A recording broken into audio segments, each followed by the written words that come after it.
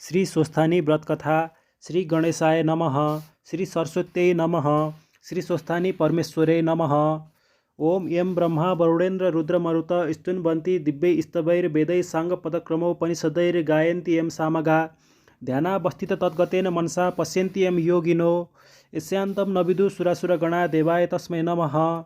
श्रीमच्चन्दन चर्चितो ज्वलवपु शुक्लाम्बरा मल्लिका मालालम कृतकुण्डला प्रबील सन्मुक्ता बलिशोभिता सर्वज्ञान निदान पुस्तकधरा रुद्राक्षे मालाकरा वाग्देवी वनदाम्बुजे वसतु मे त्रैलोक्ये माता चिरं मुखं करोति वाचलं पंगुं लङ्घयते गिरिं यत्कृपातमहं वन्दे परमानन्दमाधवं। नमो भगवते तस्मै व्यासायामिततेजसे यस्य प्रसादात् छ्यामि नारायण कथामिमामि। नारायणं नमस्कृत्य नरं चैव नरोत्तमं देवीं सरस्वतीं व्यासं ततो जयमुदीरयते। साष्टाङ्गं नमनं कृत्वा स्वस्थानीं परमेश्वरीं कथां सुदोपमां देव्या श्रुत्वा भीष्टफलं लभेते। श्री स्वस्थानी परमेश्वरै नमो नमः। श्री स्वस्थानी व्रत कथा षोडशोध्याय। कुमारजी आज्ञा गर्नुहुन्छ, हे अगस्त्य मुनि। त्यहाँ उपरान्त एक दिन फेरि शिवजीलाई वनविहार गर्नको मनसुबा हुँदा मृगरूप भई कसैले थाहा नपाउने गरी श्लेषमान्तक वनमा गई मृग मृगिणीसँग भुली परम आनन्दले रहे। महादेवलाई नदेखी पार्वतीले अनेक ठाउँमा गई खोजिन्, कहीँ पाउन नसकी हार मानी यी महादेवले अघि पनि मलाई यस्तै गरी दुःख दिए, अब फेरि कहाँ जानुभयो भनी ध्यानदृष्टिले विचार गरी हेरिन् र मृगरूप भई वनविहार गरिरहेको थाहा पाइन्।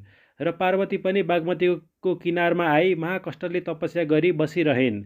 तब महादेव पार्वती दुवैलाई नदेखी ब्रह्मा विष्णु प्रभृति देवताहरूले जहाँ त्यहाँ खोजी हिँडे, कहीँ पनि पाउन सकेनन् र हार मानी फर्किआउँदा बागमतीको किनारमा तपस्या गरी बसिरहेकी पार्वतीलाई देखि देवताहरूले प्रणाम गरी बिन्ती गर्न लागे, हे जगत माता, श्री पार्वती श्री महादेव नहुनाले संसार शून्य भए जस्तो भयो। तसर्थ हामीमाथि करुणा राखी महादेव कता जानुभयो बताइदिनुहोस्। फेरि तपाईँ पनि किन यस्ता ठाउँमा एक्लै बसिरहनुभयो, सबै वृत्तान्त आज्ञा गर्नुहोस्। यति देवताहरूले भनेको सुनि पार्वती आज्ञा गर्छिन्, हे देवता हो, महादेव यहीँ आउनुभएको हुनाले उहाँको आराधना गरी तपस्या गरी बसेकी हुँ। श्लेषमान्तक वनमा नैऋत्य कोणमा ठुलो तलाउ छ, त्यही श्री महादेव मृगरूप भई वनक्रीडा गरी बस्नुभएको छ। कस्तो मृग भने सुनको जस्तो वर्ण, 3 आँखा, 1 सिङ भएको मृगको फौजमा सबैभन्दा ठुला मृग भई बस्नुभएको छ। तिमीहरू त्यहीँ गर हेर, तब श्री महादेवको दर्शन पाउला। यति पार्वतीको आज्ञा सुनि देवताहरू त्यहाँ गई हेर्दा कहीँ पाउन सकेनन् र ब्रह्मा विष्णु र इन्द्र 3 जनाले अनेक स्तुति गरी खोज्न लागे। यस्तै बेलामा लाखौँ मृगको फौज देखे। त्यसै फौजका बीचमा अत्यन्त राम्रो 3 आँखा, 1 सिङ र सुवर्ण जस्तो वर्ण भएको सबैभन्दा ठुलो बडो शोभायमान मृग पनि देखे। कस्तो भने स्वर्गमा तारागणका बीचमा पूर्ण चन्द्रमा बस्दा जो शोभा देखिन्छ, त्यस्तै मृगहरूका बीचमा रुद्र मृग बस्दा उस्तै शोभा देखियो। यस्ता मृगलाई टाढैबाट यी 3 जनाले देखि त्यहाँ गई बिन्ती गरे, हे ईश्वर, धेरै दिन भयो कैलाश शून्य छ। हे करुणामय, हामी ब्रह्मा विष्णु र इन्द्र 3 जनामाथि करुणा राखी दर्शन दिनुहोस्। यति अनेक स्तुति गरी मृगरूप श्री महादेव छेउ गए। यस्ता तरहसँग आएका देवताहरूलाई देखि रुद्र मृग उफ्रिकन भागे।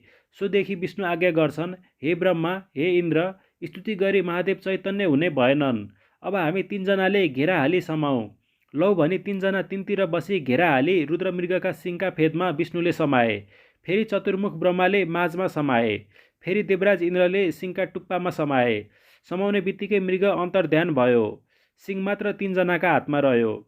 3 जनाका बलले समाएको हुनाले सिङ 3 टुक्रा भई 3 जनाका हातमा 1 टुक्रा पर्यो। यस्तो भएको देखि हामीहरूले साह्रै अपराध गर्यौँ, अनर्थ भयो। अब कसो गरौँ भनी 3 जना त्यहाँ बसी, हे ईश्वर, हाम्रो यो अपराध क्षमा राख्नुहोला भनी अनेक स्तुति गरे।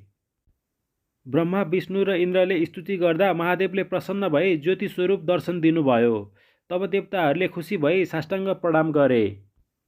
तब महादेव आज्ञा गर्नुहुन्छ, हे देवता हो, तिमीहरूको स्तुतिदेखि म सन्तोष भएँ, वरदान माग।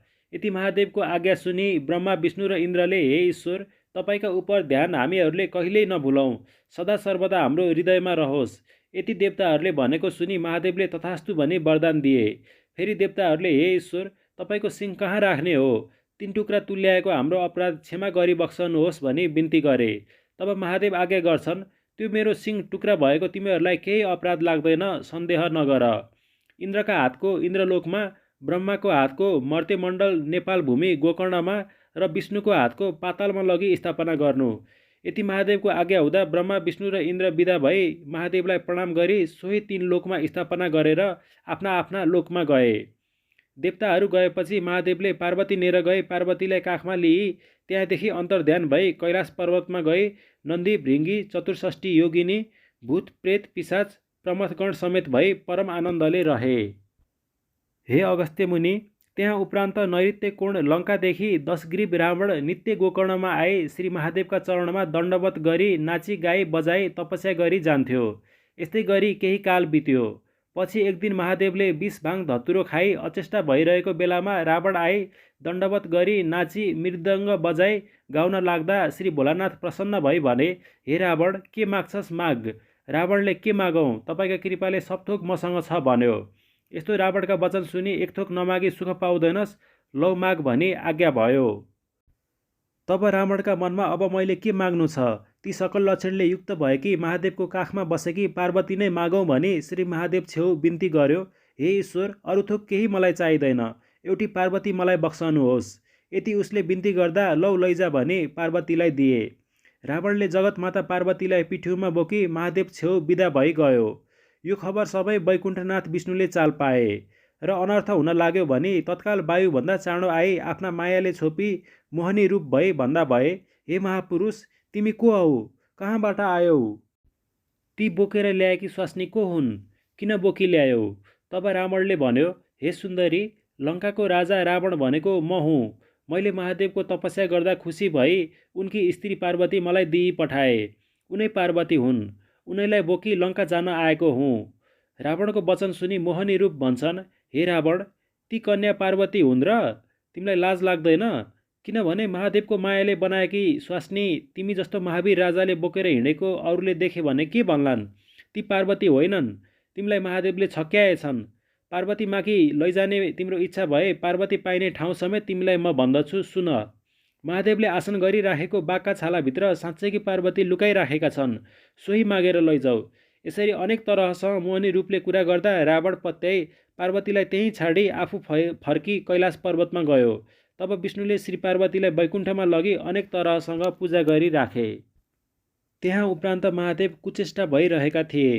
त्यसैमा रावण फेरि त्यहाँ गई बिन्ती गर्यो, हे ईश्वर, तिमीले मलाई छली पार्वती भनी मायाले एउटा बनाई मलाई दिएछौ र मैले थाहा पाई बाटोमा फाली आएँ। दिने भए तिमीले आसन गरिराखेको बाघका छालाभित्रकी पार्वती देऊ। यति रावणको वचन सुनि महादेवले ध्यान दृष्टिले विचार गरी हेर्दा पार्वती विष्णुले लगे भन्ने थाहा पाई मायाले अर्को एउटी स्वास्नी सृष्टि गरी आसन गरी राखेको बाघको छालाभित्रबाट निकाली लौ लैजा भनी रावणलाई दिए। रावण अति खुसी भई महादेवले माया गरी बनाएकी स्वास्नीलाई काँधमा बोकी लङ्का गयो। त्यहाँ पछि श्री विष्णुले पार्वतीलाई लिई महादेव छेउ पुर्याई वैकुण्ठमा गए। हे अगस्त्य मुनि, त्यहाँ उपरान्त एक दिन महादेवले पार्वतीसँग सल्लाह गरी मानसरोवर तलाउमा राजहंस भई जलक्रीडा गरी खेल्न लागेका थिए। त्यस्तैमा अन्तपुर नाम गरेको नगरमा बसेको जालन्धर थियो। त्यसकी स्त्री वृन्दा महापतिव्रता थिइन्। दुई स्त्री पुरुष ठट्टा गरिरहँदा जालन्धर साह्रै खुसी भई हाँसे। तब वृन्दा भन्छन्, हे स्वामी, किन हाँस्नुभयो? तब जालन्धरले भन्यो, हे स्त्री, अरू थोकले हाँसेको होइन, तँ जस्ती राम्री स्वास्नी अरू कसकी होली भन्ने मनमा लाग्दा हाँसेको हुँ। तब वृन्दा भन्छन्, हे स्वामी, म के राम्री छु र? महादेवकी पत्नी पार्वती देखे कसो गरौला? तब जालन्धर फेरि भन्छ, हे स्त्री, त्यो कुरा साँचो हो कि? त्यसो भए पार्वतीलाई छल गर्न जान्छु। वृन्दा छेउ जालन्धरले यति भनी मायाले महादेवको स्वरूप भई कैलाश पर्वत जाँदो भयो। महादेवको स्वरूप जालन्धर आएको देखि पार्वतीले हतपताई महादेव आए भनी हातमा सुनका कमण्डलु लिई गोडा धुनलाई ढोकामा आइन्। पार्वती ढोकामा आएको देख्ने बित्तिकै महादेवको भेष गरी गएको जालन्धर मूर्छा भई भूमिमा ढल्यो। तब जगतमाता पार्वतीले ध्यान दृष्टिले विचार गर्दा जालन्धरले छल गर्न महादेव रूप भई आफू छेउ आएको थाहा पाई द्वारपाल छेउ आज्ञा गरिन्, हे नन्दी भृङ्गी, यहाँ कोही आयो भने भित्र नपठाउनु। यति पार्वतीले भनी कसैले नदेख्ने ठाउँमा गई लुकी क्रोध भई विष्णुको आराधना गरिरहिन्। पार्वती क्रोध भई आराधना गरेको अन्तर्यामी भगवान श्री विष्णुले थाहा पाई शङ्ख चक्र गदा पद्मा हातमा लिई गरुडमाथि सवार भई तत्कालमा हावाभन्दा दोब्बर चाँडो गरी पार्वती छेउ पुगी आज्ञा गर्दछन्, हे पार्वती, मलाई किन आराधना गर्यौ? यति विष्णुको वचन सुनि पार्वती आज्ञा गर्छिन्, हे विष्णु, महादेव भने यहाँ हुनुहुन्न। जलक्रीडा गर्न मानसरोवर तलाउमा गई राजहंस भई आनन्दमा रहनुभएको छ। सो अवसरमा जालन्धरले मलाई छल्न भनी महादेवको रूपधारी आयो र मैले चाल नपाई श्री महादेव आउनुभयो भनी हर्ष भई कमण्डलु लिई गोडा धुन भनी ढोकामा जाँदा मलाई देख्ने बित्तिकै मूर्छा भई भूमिमा गिरेको देख्दा महादेव भए मलाई देख्दामा मूर्छा हुनु पर्दैन, यो मलाई छल गर्न को पापिष्ट आएको होला भनी ध्यान दृष्टिले विचार गरी हेर्दा जालन्धर हो भनी चिनी द्वारपाललाई यहाँ कसैलाई भित्र नपठाउनु भनी यहाँ आई तिमीलाई आराधना गरेकी हुँ। अब कसो गर्ने हो गर। यति जगतमाता पार्वतीको वचन सुनि त्यस जालन्धरले तपाईँलाई दागा गर्न भनी मायारूप भई छल गर्न आएपछि म गई त्यसकी स्त्री बिन्दाको निश्चय सत्य डगाइ आउँछु, सन्देह नगर। अहिले गई महादेवलाई खोजी यहाँ पठाइदिन्छु भनी पार्वती छेउ बिदा भई गरुडमा सवार भई साह्रै बेगसँग मानसरोवर तलाउमा जाँदा भए। ओम उपनयतु मङ्गल ओ सकल जगन मङ्गलालय श्रीमान दिनकर किरण निमोदित नवनलिन दल निवेक्षण श्रीकृष्णकाले बर्खतु पर्जन्ये पृथिवी सस्यशालिनी देशोऽयं क्षोभरहितो ब्राह्मणा सन्तु निर्भया अपुत्रा पुत्रिण सन्तु पौत्रिण निर्धना सधना सन्तु जीवन्तु शरदां शतं तत्रैव गङ्गा यमुना च तत्र गोदावरी सिन्धु सरस्वती च तीर्थानि सर्वाणि वसन्ति तत्र यत्राच्युतोद्धार कथा प्रसङ्ग या कुन्देन्दु तुषारहार धवला या शुभवस्त्रावृता या वीणा वरदण्डमण्डितकरा या श्वेतपद्मासना या ब्रह्माच्युतशङ्कर प्रभृति वीरदेवै सदा वन्दिता सा मां पातु सरस्वती भगवती निशेषजाड्यापहा कायेन वाचा मनसेन्द्रियैर्वा बुद्ध्यात्मना वा नुसृते प्रकृतिस्वभावात् करोमि यद्यत् सकलं परस्मै नारायणायति समर्पयेतत् अनन्यचेतसा भक्त्या श्रुतं यच्च कथामृतं समर्पयामि तत्सर्वं स्वस्थानीं परमेश्वरीम्। इति श्री स्वस्थानी व्रत कथा षोडशोऽध्याय सम्पूर्णम्। स्वस्थानी व्रत कथाका बाँकी कथाहरू सुन्नको लागि हाम्रो च्यानललाई सब्स्क्राइब गर्नुहुन अनुरोध गर्दछौँ।